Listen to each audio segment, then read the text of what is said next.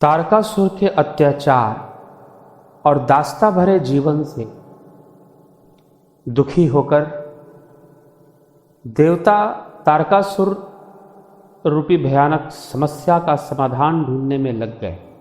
उन्हें विदित था कि तारकासुर का वध मात्र शिवपुत्र के हाथों ही संभव है, परंतु शिवपुत्र का जन्म तो तभी हो सकता है जब शिव विवाह करें, और शिव कभी कभी किसी साधारण स्त्री से विवाह तो करेंगे नहीं, क्योंकि शिव कभी भी सौंदर्य के वश में नहीं होते कि कोई सुंदर स्त्री या कोई अप्सरा उन्हें अपने सौंदर्य के वश में कर ले। तो मात्र देवी भगवती है, वही मात्र शिव को प्रसन्न कर सकती हैं, अन्यथा और कोई नहीं। तो देवी का जन्म अनिवार्य है। सारे देवतागण ब्रह्मा जी के पास पहुंचे। ब्रह्मा जी ने उन्हें एक ही मार्ग दिखाया कि जाओ, मां भगवती की शरण में जाओ, अब वही तुम्हारा त्राण करेंगी, वही तुम्हारी समस्या से मुक्त करेंगी। सारे देवता मां भगवती के पास जाकर मां भगवती का आवाहन करते हैं, और जब देवी प्रकट होती है तो देवी के समक्ष अपनी सारी समस्या को रखते हैं कि हे माते, हे जगदम्बा मां, हे जगतारनी भवतारनी माता, हम सब तारकासुर के अत्याचार से बहुत दुखी हैं, दास्ता भरा जीवन व्यतीत कर रहे हैं मां, और तारकासुर बहुत ही क्रूर और अत्याचारी राजा है, राक्षस कुल से है, इसलिए क्रूरता तो उसकी प्रकृति है। इसलिए मां, हम इससे मुक्ति कब प्राप्त करेंगे? जब शिवपुत्र होगा। इसलिए हे देवी, आप देह धारण करें, आप जन्म धारण करें, मनुष्य शरीर में आप जन्म लें और कैलाशपति से विवाह करके तारकासुर को वध करने वाले पुत्र को जन्म दें। देवी ने देवताओं से कहा कि देवताओं,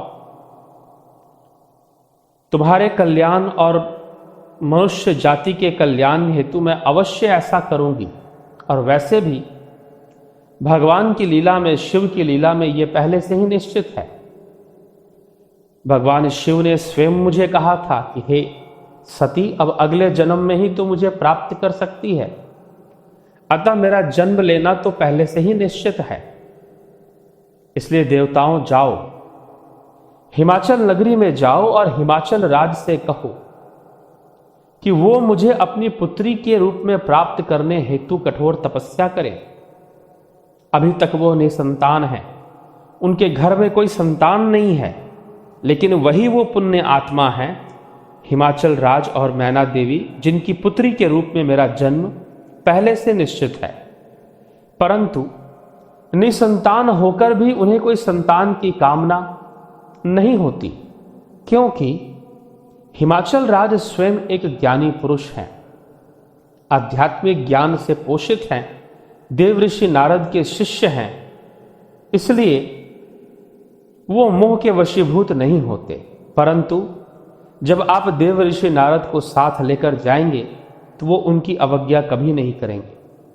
इसलिए हे देवताओं, अगर तुम अपनी समस्या का समाधान चाहते हो तो देव ऋषि नारद को लेकर जाओ हिमाचल राज के यहाँ, और हिमाचल राज और मैना देवी से कहो कि वो तप करें मुझे पुत्री के रूप में प्राप्त करने के लिए। फिर मैं उनके तप से प्रसन्न होकर निश्चय ही उनके घर में पुत्री के रूप में जन्म लूंगी। मां भगवती देवताओं को ऐसा आश्वासन देकर अंतर्धान हो, और देवताओं को मार्ग मिल गया। देव ऋषि नारद को लेकर सारे देवगण हिमाचल नगरी में पहुंच गए। हिमाचल नगरी में पहुंचकर हिमाचल राज से देव ऋषि नारद ने आग्रह किया, हिमाचल राज, तुम अभी तक निसंतान हो, क्या तुम्हें दुख नहीं है?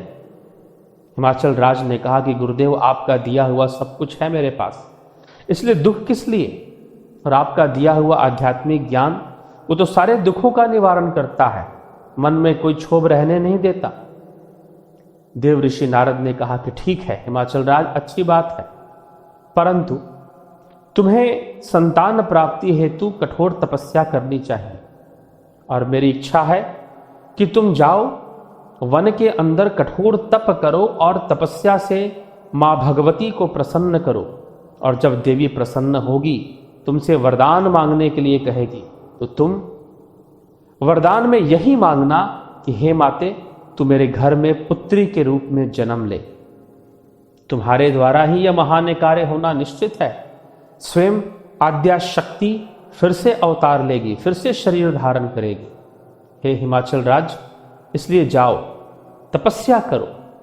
गुरु की आज्ञा प्राप्त करके हिमाचल राज और मैना देवी वन के अंदर कठोर तप में लग गए, कठोर तपस्या करने लगे। कठोर तप करते करते काफी समय यूं ही बीत गया, लेकिन मां भगवती तो प्रसन्न नहीं हुई, देवी के दर्शन भी नहीं हुए। जब 1 वर्ष से अधिक बीत गए तो मन ही मन हिमाचल राज ने संकल्प किया और संकल्प करके मैना देवी से कहा कि देखो मैना देवी, मैंने अब प्रतिज्ञा ली है करो और मरो की।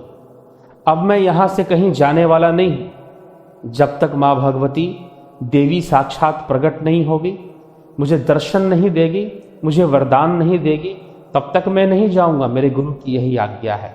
लेकिन हे मैना देवी, मैं आपको बाध्य नहीं करता कि आप भी मेरे साथ यहां पर रहें। आप चाहें तो निश्चय ही महल में जाकर रहिए, मैं तप पूर्ण होने के बाद वापस आ जाऊंगा, क्योंकि पता नहीं कब तक ये कठोर तपस्या चलती रहे और कब तक ये संघर्ष चलता रहे, कब जाकर देवी प्रसन्न हो और मुझे दर्शन दे, ये मुझे भी नहीं पता। इसलिए हे मैना देवी, मैं आपको विवश नहीं करता। मैना देवी ने कहा कि हे स्वामी, आप मेरे पति हैं और आपका धर्म ही मेरा धर्म है। आपका साथ देना यह मेरा सर्वप्रथम धर्म है।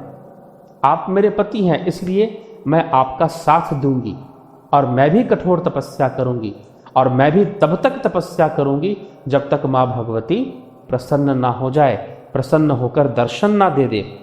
ऐसे वचन कहकर मैना देवी भी हिमाचल राज के साथ कठोर तपस्या करने में लग गई। समय बीतता गया। जब मां भगवती ने देखा कि दोनों पति पत्नी, राजा और रानी, हिमाचल राज और महारानी मैना, दोनों दृढ़ संकल्प हो गए हैं, अब यहां से हिलने वाले नहीं हैं, अब यहां से कहीं जाने वाले नहीं हैं, ये तो कठोर तप करके ही मानेंगे, और जब तक मैं नहीं जाऊंगी तब तक ये वन छोड़कर नहीं जाने वाले, अन्न जल सब त्याग कर देंगे। जब ऐसा दृढ़ संकल्प, ऐसा कठोर तप मां भगवती ने देखा, हिमाचल राज वन के अंदर बैठे बैठे हिमाचल राज को नेत्र मूंद कर बैठे हैं, लेकिन अचानक से हिमाचल राज को घंटे, शंख, नगाड़ों की आवाज सुनाई देने लगी। देखते देखते उनके समक्ष एक प्रचंड प्रकाश प्रकट हुआ और उसमें अष्टभुजाधारी देवी दुर्गा साक्षात प्रकट हो गई। और जब मां भगवती प्रकट हुई, मां कात्यायनी प्रकट हुई, और जब प्रकट हुई तो देवी को दोनों हाथ जोड़कर भली भांति स्तुति किया हिमाचल राज ने मां भगवती का, और मां को प्रणाम कर दिया। मां का वह तेज रूप, वह विराट रूप जब हिमाचल राज ने देखा तो मां का मस्तक आकाश में फैला हुआ था, चरण पाताल में थे और 8 भुजाएं 8 दिशाओं में फैली हुई। चहुं ओर मात्र देवी का ही रूप नजर आ रहा था और कुछ भी दिखाई नहीं दे रहा था। हिमाचल राज ने मां भगवती के इस विराट रूप को देखकर पहले तो बहुत ही अचंभित हुए, थोड़े भयभीत भी हुए, लेकिन मां भगवती के चरणों में प्रणाम करते हुए कहा कि हे माते, मुझ पर कृपा कर, मुझ पर कृपा कर, हम तेरी शरण में आए हैं। देवी ने कहा कि हिमाचल राज, तुम्हारी इस दृढ़ संकल्प और कठोर तपस्या से मैं बहुत प्रसन्न हूं। तुमने आखिर मुझे क्यों प्रसन्न किया है? अपना मन चाहा वरदान मांगो, अपनी मनोकामना प्रस्तुत करो। जैसे ही ये बात कही, हिमाचल राज ने कहा कि हे माते, मेरी इच्छा है कि आप मेरे घर में पुत्री के रूप में अवतरित हो, अवतरण करें। जैसे ही ये बात कही, माता ने कहा तथास्तु हिमाचल राज, मैं अवश्य ही तुम्हारे घर में पुत्री के रूप में जन्म लूंगी। अब जाओ यहाँ से, अपने महल में रहो।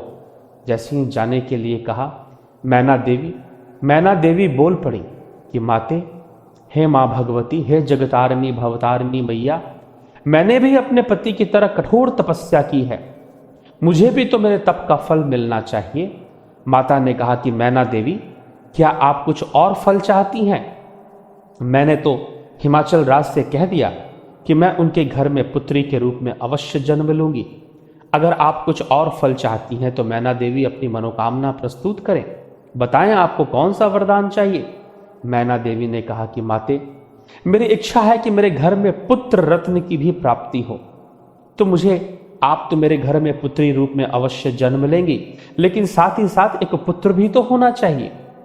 देवी हंसने लगी। माँ भगवती ने कहा कि अवश्य मैना देवी, इसलिए जाओ, अब मेरे जन्म से पहले तुम्हारे घर में एक पुत्र का जन्म होगा, पुत्र का जन्म होगा, उसके बाद ही मेरा जन्म होगा। हिमाचल राज ने देवी को प्रणाम किया, दोनों को आशीर्वाद वरदान देते हुए, प्रदान करते हुए माँ भगवती वहां से अंतर्धान हो गई। देवी जब अंतर्धान हो गई, हिमाचल राज ने कहा, मैना देवी, माँ भगवती ने तो जन्म लेने की बात कह ही दी थी, फिर तुझे इतना अधीर होने की क्या आवश्यकता थी? अब तो देवी का जन्म देर से होगा, अब तो पहले पुत्र आएगा, उसके बाद देवी का जन्म होगा। चलो, जैसी मैया की इच्छा। ऐसा कहकर दोनों वहां से चले जाते हैं। राजमहल में जाकर अपने निवास स्थान पर, अपने हिमाचल राज की हिमाचल नगरी में उनका भव्य महल, उसमें निवास करना शुरू कर देते हैं। और देवी मैना सगर्भा होती हैं समय आने पर, और उनके गर्भ से एक पुत्र का जन्म होता है जिसका नाम पड़ता है मैनाक। ये वही मैनाक जो समुद्री पर्वतों के राजा होते हैं, देवता होते हैं। और हनुमान जी सुंदरकांड में जब उड़ान भरते हैं जाने के लिए लंका में सीता जी की खोज के लिए, तब उस समय हनुमान जी की सेवा में उपस्थित भी होते हैं। तो पार्वती जी के बड़े भाई मैनाक, पार्वती जी की कृपा से ही उनका जन्म हुआ, देवी की कृपा से ही उन्होंने जन्म लिया। अब समय आगे बढ़ा। समय जब आगे बढ़ा, पुत्र रत्न की प्राप्ति तो हो गई। हिमाचल राज मन ही मन माँ भगवती से प्रार्थना करते कि माँ, अब तुम ही आ जाओ, अब तुम कृपा कर दो और जन्म ले लो, हमारे घर में आ जाओ, हम प्रतीक्षा कर रहे हैं देवी, हम कब तक इस प्रकार से तुम्हारे दर्शन के लिए तड़पते रहेंगे। माँ भगवती से मन ही मन प्रार्थना, मैना देवी भी प्रार्थना करती, हिमाचल राज जी प्रार्थना करती। और फिर कहते हैं कि मैना देवी फिर से सगर्भा हुई, और इस बार बारी थी पार्वती जी के जन्म। 9 मास बीत गए गर्भ में रहते रहते। जब 9 मास बीत गए, 9 महीने बीत गए, तो उस समय क्या हुआ? 9 महीने जब बीत गए, देवी व्याकुल हो गई कि क्यों गर्भ से देवी का जन्म नहीं हो रहा है, उनका जन्म होना चाहिए। और एक दिन मैना देवी बहुत व्याकुल हो गई और व्याकुल होकर माँ भगवती को पुकारने लगी, हे मैया दर्शन दे, हे मैया जन्म ले, जन्म ले, कब मुझे प्रसव पीड़ा होगी और कब तू मेरे कोख से बाहर निकलेगी, कब तू मेरी गोद में आकर बैठेगी, हे माँ जन्म ले, जन्म ले। माँ माँ 3-4 बार बोला, व्याकुल होकर बोला, भाव विभोर होकर बोला। देवी वहां साक्षात प्रकट हो गई। चारों तरफ घंटे शंख नगाड़ों की ध्वनि सुनाई देने लगी। मैना देवी के सामने साक्षात प्रचंड दिव्य प्रकाश प्रकट हो गया।